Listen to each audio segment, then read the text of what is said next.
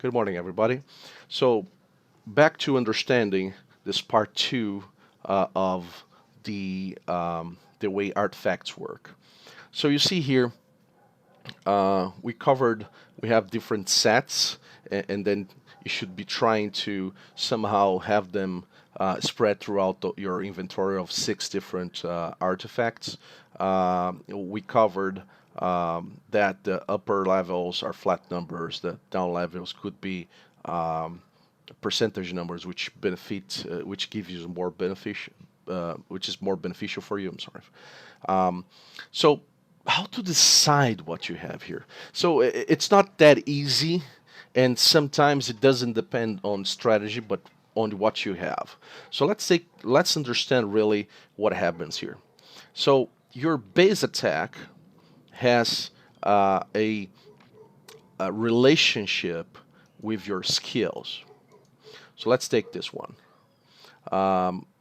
It doesn't say exactly what's the multiplier, so there's a multiplier behind it, and then when you upgrade the skills, gives you changes to the multiplier. But whatever attack you have, in this case of an attacker, when you use in a specific skill, there's a hidden multiplier that gives you the damage throughput, the output. So the more attack that I have, the more damage I will cause. But even if I didn't have any crit rate on myself, the hero has, at least at this level, 15% crit rate. Meaning that, let's say my base attack damage is 5,000. If I crit, if I had zero here, 15% of the times I would be able to do a crit hate. That would cause a crit damage. So if I had a 50% attack, and 15% of those attacks would give me 50% more damage if I didn't have any other bonuses. So I would do 7,500. So in this character, what I'm trying to do is get close to 100% crit hate. There is no special benefit from this character specifically, but the thing is, I'm now working on 87% crit hate, and when I do that, so let's say my damage is 5,000 again, so 87% of the time I'm causing over 11,000 damage, because, or 10,800, whatever the case is, but I'm having 108% more damage than normally. So that's why I wanted to, and I had a lot of crit damage, even though I don't have a crit damage stat. I'm sorry. So it's always coming from substats. So I have, let's say, 9 here, and other spread throughout the rest of the year. I didn't pick that. That's how it randomly came to me. So I said, well, I should invest a little bit in crit, or a lot in this case, in crit rate, because I could have attack damage. So my attack is less than twice what I have in base, because I don't have three pieces that are attack percentage, and I could have. I didn't farm them, or I farmed, but I didn't pick them. The only attack percentage I have is on the chest piece, chest plate. So that's why I have, basically, because I don't have too much attack substats. So that's why I have some, I don't know, 60, 70% attack, and that adds to every other attack number that I have here. But you see here, for example, I have 11% crit hate on a substat, and that's the only great substat that I have in this piece of gear. So that's the reasoning that I have here. You could have something more constant. So let's say you could have a attack percentage here and attack percentage here. That would be a much slower hero. So that would kill at least 40 of my 169 speed. So that's very representative. I really like fast heroes. They will start first, as I said many times already. So I'm also always trying to get them as fast as possible. Possibly end game great attacker is probably going to be around 200 speed. So I would need a 6-star artifact that will probably give me to at least 50 here, plus better substats, or trying to look for speed substats in all the gear that I have, which is probably not the case right now. So look here, it is a great piece, but doesn't have speed. I really, if I could replace this 17 resistance with, let's say, 5 speed, that would benefit me a lot more than what I'm getting from those right now. So um, that's how you calculate. Now, your decision should be, if you don't have crit damage, it's just at 50. You should probably, or if you don't have crit hate, because you cannot get those crit damage. Let's say your base crit hate is smaller, or your substats don't work too well. You may go straight for attack percentage. The thing is, keep experimenting. Some skills work better with crit rate. I do have heroes, so let's take my healer here. This one is clear. His passive, his best skills, which when ascended are going to make him awesome, gives him 10% of his max HP, and he's an HP character, meaning his base HP is high. The suggestion for HP related gear is there. So he gives you back in healing every turn. So every time he attacks, if he crits, he gets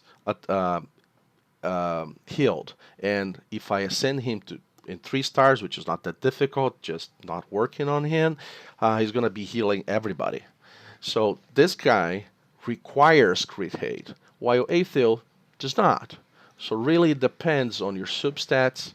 I didn't really want to waste those 108, so that's why I went for. And again, that's how you build, and then you're picking from one potential piece to another one.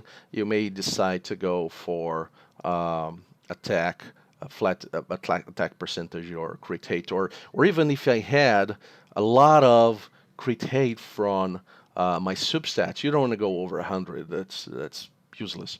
What you need to do is go and do crit damage here, because if I had, I don't know what the percentages are, but let's say if I had another 40%, and if my number was like this, even without the main stat being crit hate, I would do 30% more damage than I do now. That would be awesome.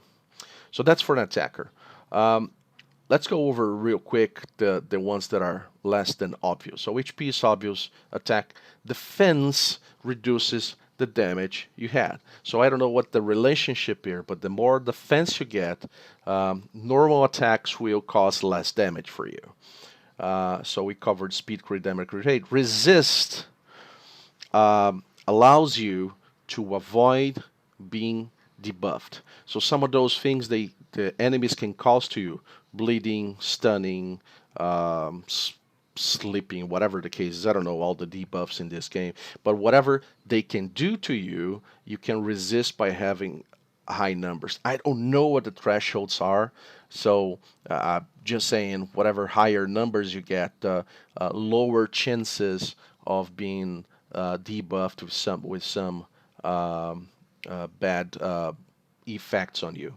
And accuracy is it's actually the opposite. It's your ability to cast debuffs on your enemies. You don't need accuracy for your buffers to give you, let's say, more attack percentage, but you do need accuracy to cause a bleed, a stun, or any of those bad buffs on your debuffs, as we call them, on your enemies.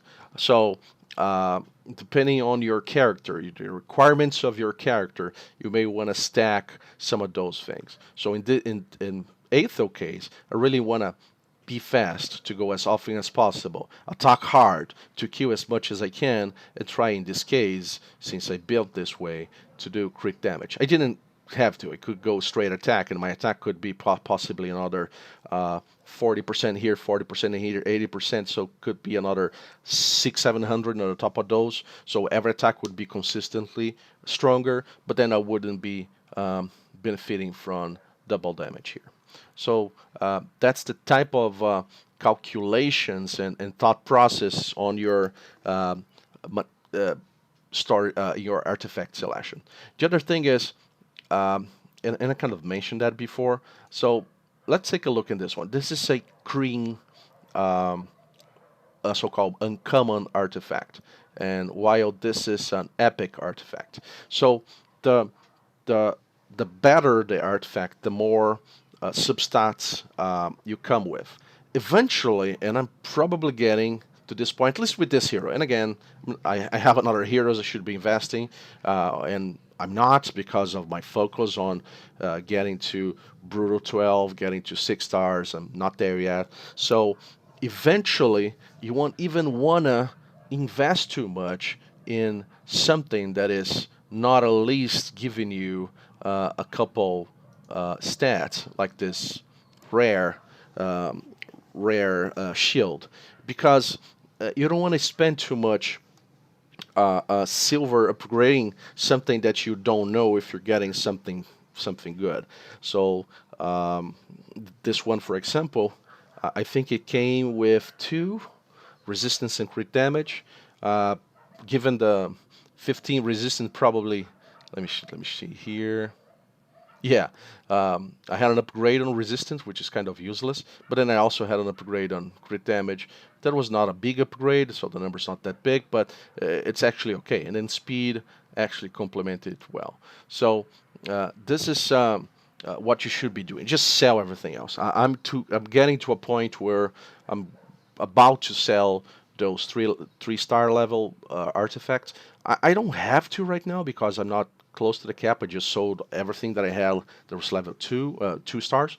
Um, so maybe you can balance your requirement of selling by checking if you need silver or if your inventory is full, because you may want to stack some of those. Well, I do have some 1 and 2s. I still have to sell, but anyway, but you balance your requirement to sell based on if you need silver for something or if your inventory is getting full. That's not my case in either cases, so I can move forward. The last thing is you don't get those jewelries in the campaign, so you may want to farm a little bit your I think it's a spider that gives you the those jewelries in order to get some of those substats. You see, this is it's not even a good one. I don't know. I haven't seen them give you percentage numbers in here. But anyway, I'm only benefiting here from the.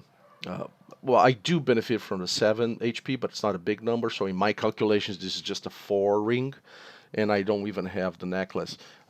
It's fine now because I'm not stuck. But as you stuck in places, one idea would be to farm a little bit and try to find those artifacts. So take this one for example.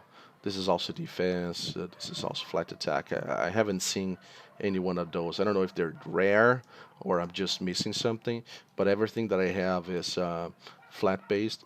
And specifically for her, I don't even have the option for the necklace. And if I had another 19 spread throughout, let's say crit damage and attack and speed, that would greatly benefit me and help me farm something else. Just one more thing I haven't covered, which is not really related to farming gear, is um, there's this thing. So when you go here, you pick your fight. So this is very much important. When you're choosing your farming spot, take a look at your hero element. So mine is here, it seems water. So I'm super great against those nature type, green type heroes. So I'm gonna be super good against this guy. I'm gonna do more damage. I'm gonna take less damage, but I'm going to be super bad against those red guys, which in this case seems to be a bad choice for me. There's going to be a lot of red guys. They're going to be stronger against me than I'm going to be against them, so I'm going to do less damage, and they're going to do more damage to me. So bear that in mind. And those dark ones, they're neutral. They don't do more damage, but they also don't take more damage. So whatever you're picking, unless you're going after a specific artifact, just go to the next scenario. If you're not interested in specifically in something, trying to look for something that is beneficial to you in terms of this uh, element, advantage, disadvantage. So I hope it clarified some of the doubts on how to pick your percentages. Of course, I covered more the attackers, but again, I'm trying to work on my farmer. This is the most important thing for me, and it should be for you as well. We're not at the point where we're working on other characters. This is eventually coming, not right now. Thank you very much. Talk to you later. Goodbye.